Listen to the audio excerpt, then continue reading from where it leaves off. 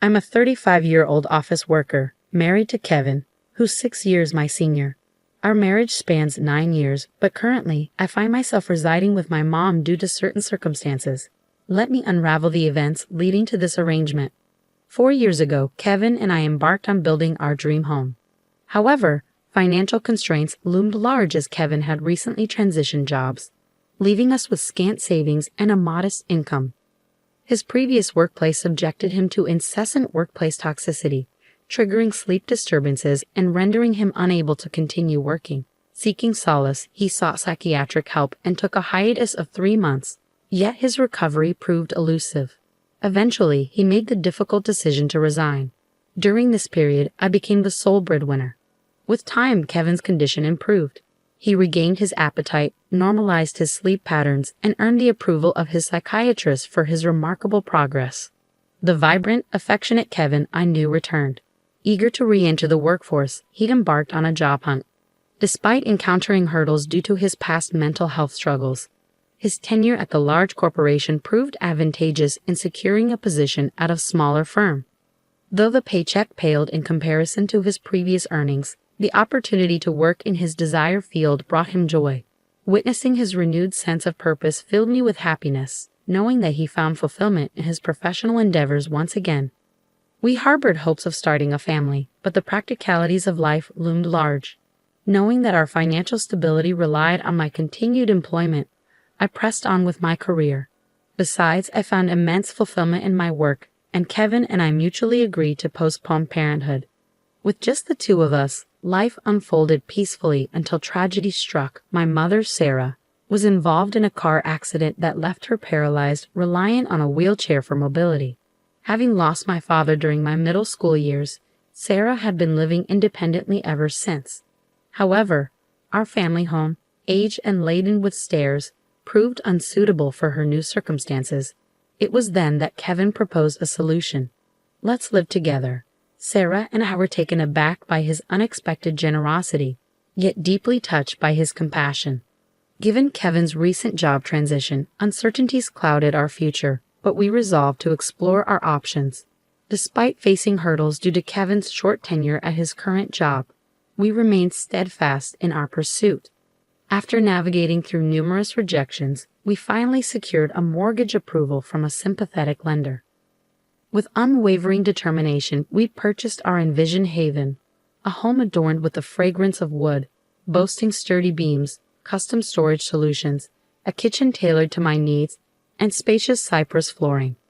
Crucially, it was a single-story, wheelchair-accessible sanctuary, perfectly suited for comfortable living.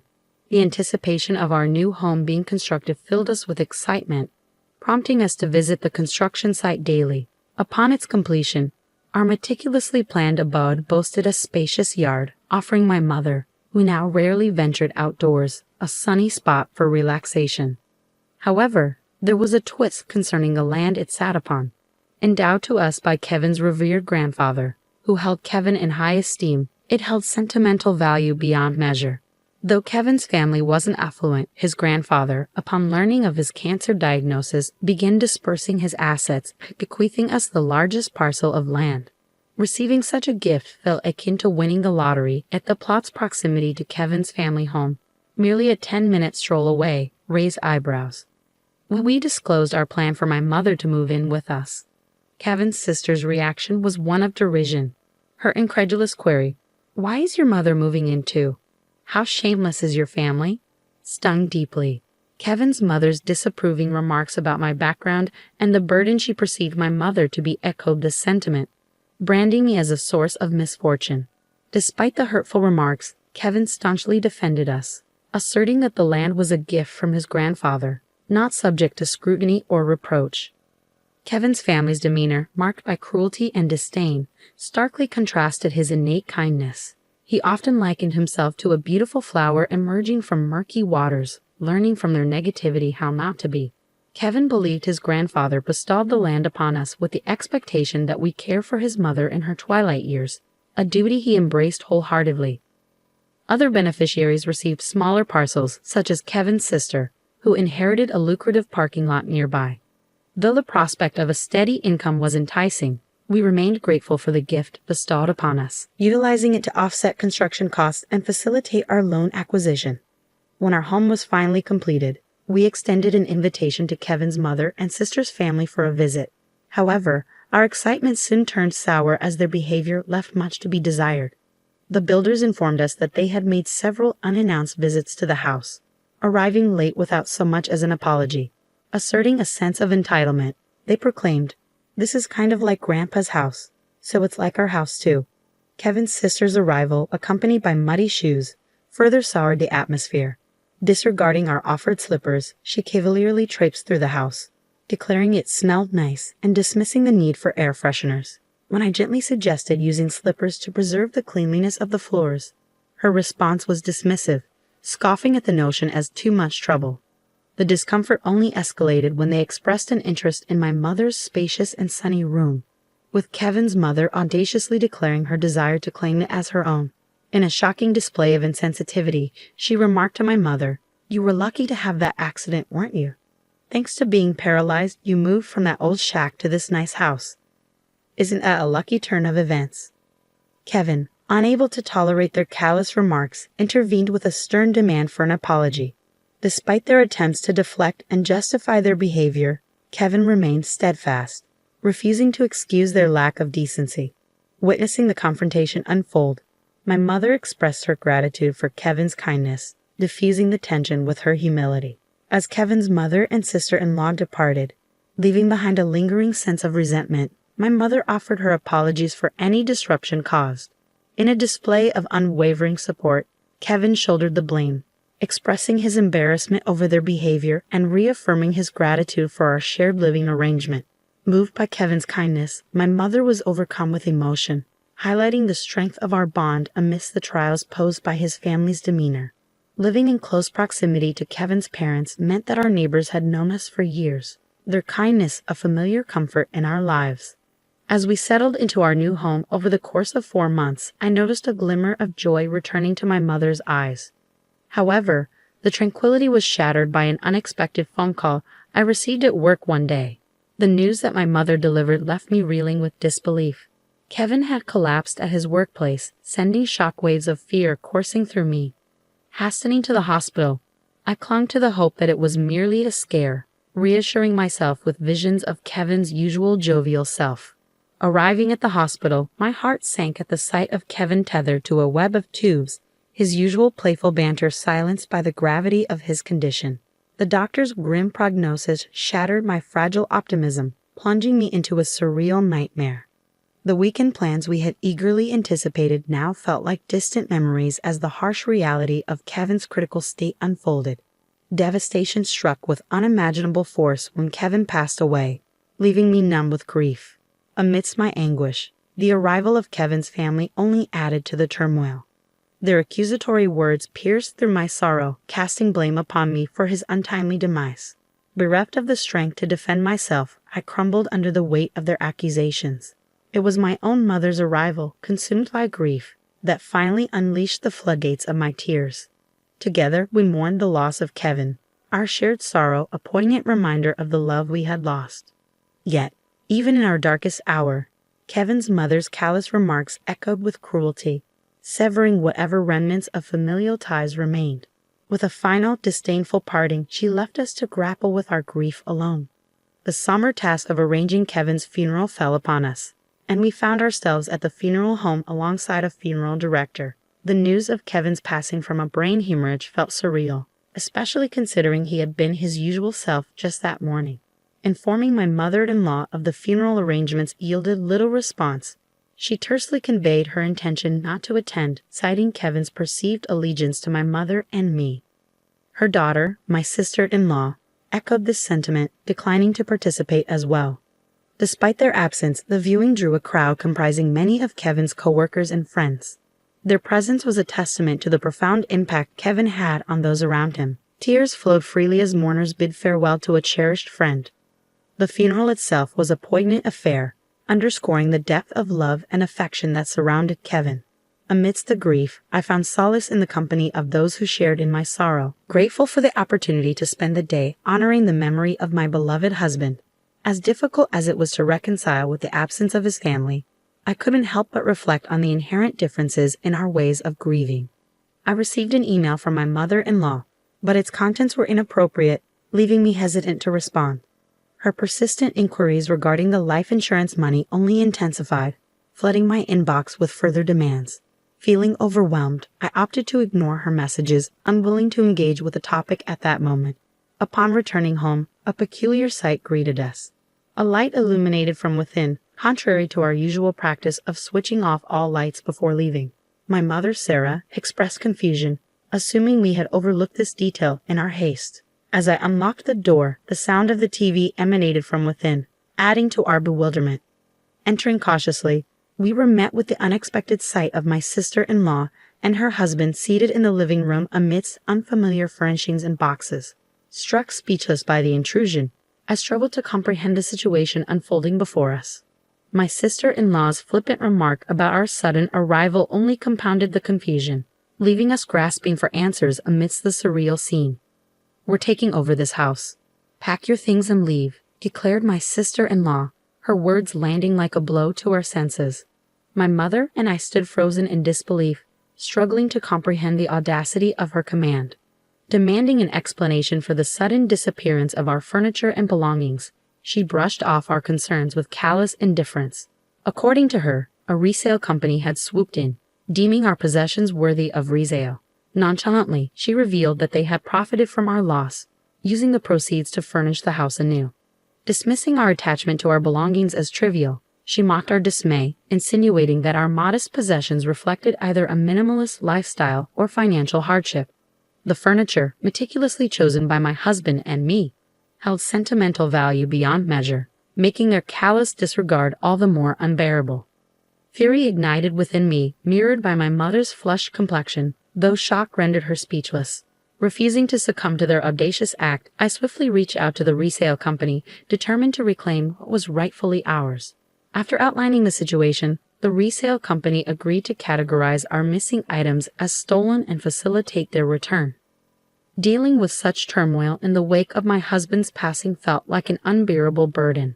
I harbored no desire to maintain any semblance of a relationship with his family, yet the house held cherished memories of him that I couldn't bear to leave behind. As I grappled with conflicting emotions, my mother's quiet voice broke through the turmoil. "What would Kevin say if he were here?" she posed softly. Reflecting on his words, I realized he would likely advise us to leave. Kevin often emphasized the importance of surrounding oneself with understanding individuals, recognizing that some would never grasp our perspective, no matter our efforts. Ironically, he had been referring to his own mother and sister. Accepting the inevitability of their interference if we stayed, I swiftly secured a lease for an accessible apartment. Surprised by my prompt decision, my mother stood by my side as we arranged for our belongings to be held by the resale company temporarily, before being relocated to our new abode. 3 days later, in exchange for vacating the premises, I extracted a promise from my mother-in-law and sister-in-law to sever all ties with us. It was a necessary step towards reclaiming our peace and autonomy in the wake of Kevin's absence. Thus began a new chapter in our lives, my mother and I settling into our apartment without Kevin. It came to light that Kevin had taken out multiple life insurance policies, almost obsessively so. His playful jests about us becoming wealthy in the event of his passing now seemed prophetic. True to his words, he had ensured that we would be financially secure for the rest of our days. When we purchased the house, Kevin's inability to secure a mortgage prompted me, as the primary breadwinner in a major corporation, to acquire it in my name. It was a precautionary measure to safeguard against the burden of shouldering a mortgage for a house I might not inhabit if tragedy struck first. According to our agreement, the house would be auctioned off if the mortgage remained unpaid for 4 months. As time elapsed, my call log became inundated with persistent calls from my sister-in-law, Emily, and mother-in-law, Maria. Their relentless pursuit was reminiscent of a chilling horror movie, fueling a sense of apprehension within me. Yielding to their incessant attempts to reach me, I finally answered the phone. Their fury erupted upon learning that the house was slated for sale. Attempting to return, they were met with a seizure notice, bearing their entry. Emily and her husband had vacated their apartment following Kevin's passing, with Emily even resigning from her job. In a desperate bid to alleviate their homelessness, I suggested they return to their parents' house. To my astonishment, Maria had become ensnared in a gambling addiction, resulting in the sale of her own home. Unbeknownst to me, they had been cohabiting for the past 5 months. Furthermore, I learned that they had disposed of their primary source of income, a parking lot adjacent to the train station, long ago. Now, Maria and Emily's family found themselves completely destitute and without shelter. When Maria extended an apology and a plea for financial assistance, I made the difficult decision to sever ties, asserting that it was best for us to maintain distance given the perceived misfortune that seemed to follow. Despite her muted response, I couldn't help but wonder who truly bore the brunt of bad luck in our situation. Refusing to lend a single cent, I was met with Emily's enraged outbursts, branding me as a devil and demanding immediate payment. I promptly ended the call, firm in my resolve. In reality, I had engaged a lawyer over the past 5 months to expedite the auction of the house, an unconventional but necessary step to secure closure. Fortunately, the process unfolded without significant complications, granting our family a fleeting sense of peace. With the proceeds from the sale and the financial security Kevin had left behind, my mother and I embarked on a new chapter. Eschewing the need for a large house, we prioritized safety and tranquility, opting for a condominium with minimal noise disturbance. Recalling my husband's vision for our home, I saw a place where my mother-in-law could indulge in her love for reading and bask in the sun. Though smaller in size, the condo boasted a spacious balcony reminiscent of the courtyard Kevin had envisioned, providing a serene space for relaxation. The sale of the house, coupled with the unexpected windfall from Kevin's inheritance, provided us with the means to move forward, signaling a fresh start for my mother and me. In the wake of Kevin's passing, I made the deliberate choice to invest in a luxurious condominium known for its top-notch security features, a decision I'm certain would have brought my cautious husband, Kevin, peace of mind. The sense of security and tranquility offered by our new home is truly priceless, especially considering the tumultuous experiences with my in-laws. Life has taken a stark turn since Kevin's departure, and navigating the aftermath of his family's actions has proven to be emotionally taxing. Following the auction of the house, Kevin's mother, Maria, and sister found themselves displaced, ultimately resorting to public housing after failed attempts to secure financial aid. Unfortunately, their transition to communal living has been marred by a continuation of their old habits. Despite their efforts to adapt, including seeking assistance from neighbors, their presence in public housing has been marked by disturbances that have begun to unsettle the community. From hosting barbecues on their modest balcony to engaging in frequent loud arguments, their disregard for communal harmony has become increasingly evident. Such thoughtlessness, coupled with their financial woes, underscores a long-standing pattern of behavior characterized by a lack of consideration for others' comfort. Their disruptive actions serve as a stark reminder of the challenges we faced in the aftermath of Kevin's passing, further emphasizing the importance of finding solace and security in our new home. Since my sister-in-law's husband departed, she and Maria have been left to navigate their challenges alone. Their tumultuous situation stands in stark contrast to the tranquil and stable life my mother and I now enjoy. While both households consist of 2 individuals, the atmosphere couldn't be more different. Mine is a haven of peace, whereas theirs is fraught with conflict and tension. The disruptive nature of their living arrangements has reached a tipping point, prompting concerned neighbors to unite in an effort to remove them from the premises. It serves as a sobering reminder that regardless of location, being a disturbance can swiftly lead to being unwelcome.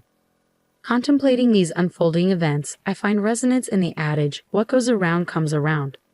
My aspiration now is to carve out a serene and uneventful existence, far removed from the tumultuous dramas of my former familial ties. I envision Kevin observing from beyond, perhaps with a mix of emotions as he witnesses the ongoing chaos perpetuated by his relatives. In contrast to the tranquility he cherished in life, my path forward is marked by a steadfast commitment to lead a life devoid of turmoil or disruption. It's my solemn pledge to honor Kevin's memory not just through words, but through deliberate actions. He epitomized the ethos of a life well lived, surrounded by individuals who fostered joy and understanding. Despite the complexities of the family dynamics left in his wake, I remained resolute in my pursuit of positivity and peace. With each step forward, I strive to embody the essence of Kevin's legacy, cultivating an environment characterized by harmony and goodwill. The decision to purchase this condominium transcended mere relocation. It symbolized the creation of a sanctuary where my mother and I could find solace and security. Amidst the tranquility, order, and absence of turmoil, we relish in each other's company and embrace the moments that truly matter. Though smaller in size compared to our former residence, every nook and cranny of this new abode holds significance, every instance of quietude cherished. Through this journey, I've gleaned invaluable lessons in resilience and the art of pressing forward. Fond recollections of Kevin, brimming with love and laughter, serve as a guiding light, inspiring me to embrace life with authenticity and compassion. His legacy of kindness serves as a beacon, urging me to ensure that his spirit lives on through acts of empathy and generosity. In honoring his memory, I find solace in the pursuit of a life well lived. Amidst the tranquility of our chosen refuge, I am steadfast in my commitment to not only live for myself, but to embody the values that would make Kevin proud.